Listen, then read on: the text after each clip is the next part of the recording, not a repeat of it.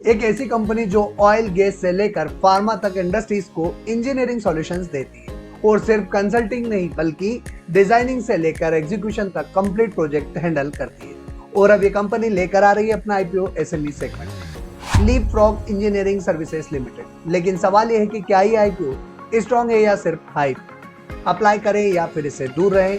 जानेंगे आज इस आईपीओ की पूरी डिटेल। चलिए कंप्लीट एनालिसिस करते हैं। आईपीओ रिव्यू शुरू करें उससे पहले अगर अभी तक आपने हमारा चैनल सब्सक्राइब नहीं किया तो जल्दी से चैनल सब्सक्राइब करके बेल आइकॉन प्रेस कर दीजिएगा और वीडियो को लाइक करना ना भूलें। तो शुरू करते हैं आज का आईपीओ रिव्यू। 2005 में इनकॉर्पोरेट हुई कंपनी इंजीनियरिंग सर्विसेज स्पेस में काम करती है। लीपफ्रॉग एक ईपीसीसी कंपनी है जो ईपीसीसी मतलब इंजीनियरिंग, प्रोक्योरमेंट, कंस्ट्रक्शन और कमीशनिंग। सिंपल लैंग्वेज में अगर हम समझे तो कंपनी प्रोजेक्ट का पूरा काम हैंडल करती है। डिजाइन से लेकर फाइनल इंस्टॉलेशन तक सब कुछ ये कंपनी खुद करती है। कंपनी का बिजनेस B2B नेचर का है। मेजर इंडस्ट्रीज जैसे oil and gas, food processing, pharmaceutical, metal. Company का फोकस है end to end project execution पर, हाई क्वालिटी डिलीवरी पर, टाइमली कंप्लीशंस पर। ये एक प्रोजेक्ट बेस्ड बिजनेस मॉडल है जिसमें ऑर्डर मिले तो रेवेन्यू हाई वरना स्लो। अब एक बार जल्दी से इस कंपनी का सर्विस ब्रेकडाउन करके देख लेते हैं। जहाँ पर नंबर 1 पे इलेक्ट्रिकल सॉल्यूशन, जहाँ engineering, consultancy, switch gear manufacturing, MV and LV both, EPC installation, maintenance and commissioning सारे काम करती है। नंबर 2 पर आता है instrumentation and automation, industrial automation, DCS, PLC upgrade, robotics integration, process automation. Number 3 पर आता है फायर प्रोटेक्शन सिस्टम, जहां पर fire alarm and detection, suspension system, safety compliance, national और इंटरनेशनल जोन। नंबर 4 पर आता है बिल्डिंग ऑटोमेशन, जहां पर HVAC contracts, access control, CCTV and surveillance, साथ ही साथ स्मार्ट बिल्डिंग सॉल्यूशन, सब कुछ सर्विसेज प्रोवाइड करती है। मतलब कंपनी मल्टीपल वर्टिकल में काम करती है जहां पर डाइवर्सिफिकेशन और रिस्क थोड़ा रिड्यूस होता है। अब बात करते हैं इंडस्ट्रियल व्यू की। Engineering and EPC sector India में ग्रो कर रहा है। इसका अगर हम रीजन की बात करें तो infrastructure growth, industrial expansion, automation demand और साथ ही साथ गवर्नमेंट पुश। लॉन्ग टर्म में ये सेक्टर पॉजिटिव लगता है।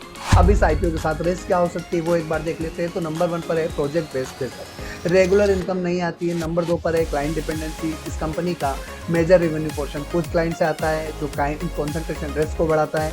नंबर 3 पर आता है एग्जीक्यूशन रिस्क, अगर प्रोजेक्ट डिले होता है तो पेनल्टी और मार्जिन इम्पैक्ट बढ़ सकता है। नंबर 4 पर आता है वर्किंग कैपिटल हैवी, यानी ईपीसी बिजनेस में कैश फ्लो इंपॉर्टेंट होता है। और नंबर 5 पर कंपटीशन, बड़ी ईपीसी कंपनी से इसका कंपटीशन। कंपनी के पास वर्तमान में 112 एम्प्लॉयज हैं जो ऑन रोल है और 28 कॉन्ट्रेक्चुअल स्टाफ है। Small to mid size company है, स्केल का फैक्टर ध्यान में रखना जरूरी होगा।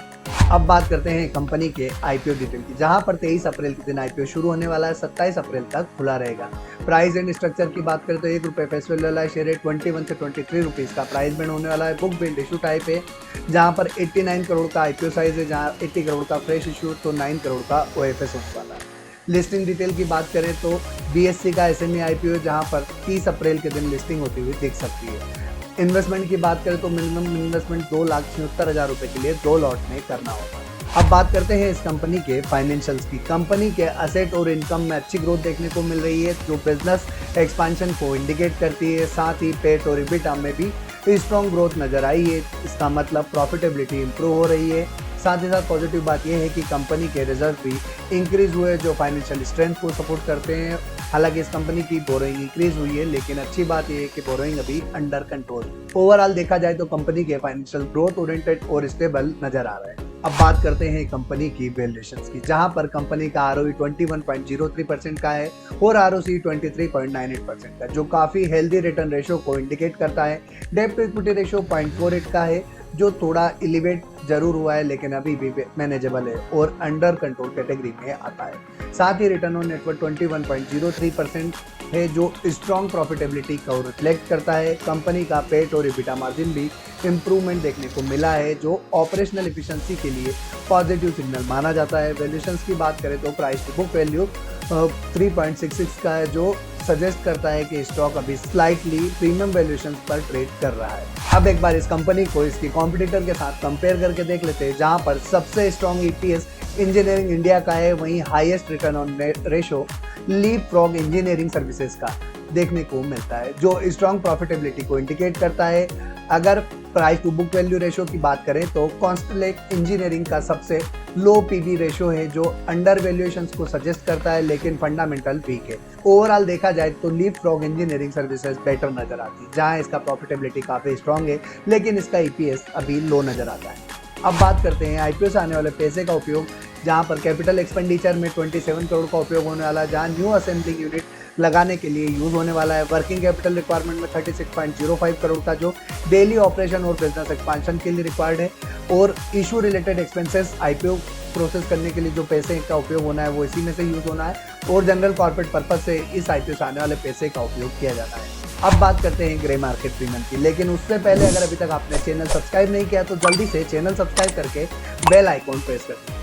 ग्रे मार्केट में फिलहाल कोई भी डिमांड देखने को नहीं मिल रही है, लेकिन याद रखिएगा कि जीएमपी के आधार पर कभी भी किसी आईपीओ में निवेश ना करें, क्योंकि जीएमपी कभी भी बढ़ या घट सकती है। इसलिए हमने कुछ पैरामीटर डिसाइड किए, जिनकी सहायता से आज आप और हम मिलकर इस कंपनी का आईपीओ रिव्यू करने वाले हैं, जिसमें नंबर 1 पर आता है वैल्यूएशन। इस कंपनी के आईपीओ की वैल्यूएशन हल्की सी प्रीमियम साइड पर नजर आती है।